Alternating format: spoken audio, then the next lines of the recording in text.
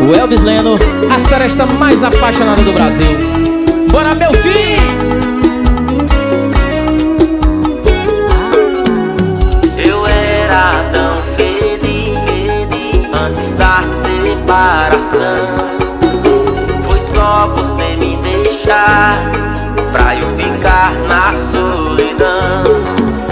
Mas já tô recebendo os convites, os amigos não me deixam na mão. Já tô no carro, som ligado no talo, ouvindo o som do embaixador. Se quer saber, eu vou beber, mas eu não penso em você. Se quer saber, tô na esquina, tô no boteco ouvindo o Gustavo Lima. Se quer saber, eu vou beber, mas eu não penso em você. Se quer saber, tô na esquina, tô no boteco ouvindo o Gustavo Lima. É, meu filho, e tem casal que só vive brigando, mas não se separa nunca.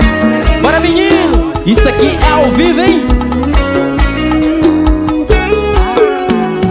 Mas já tô recebendo os convites, os amigos não me deixam na mão. Já tô no carro, som ligado no talo, ouvindo o som do embaixador.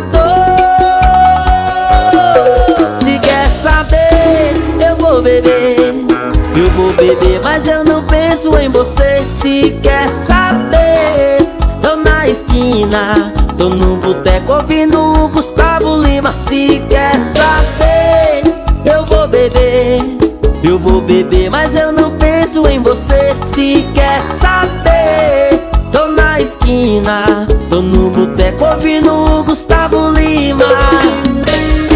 Bora, meu filho! Isso é o Elvis Leno, a seresta mais apaixonada do Brasil, ao vivo em Goiânia.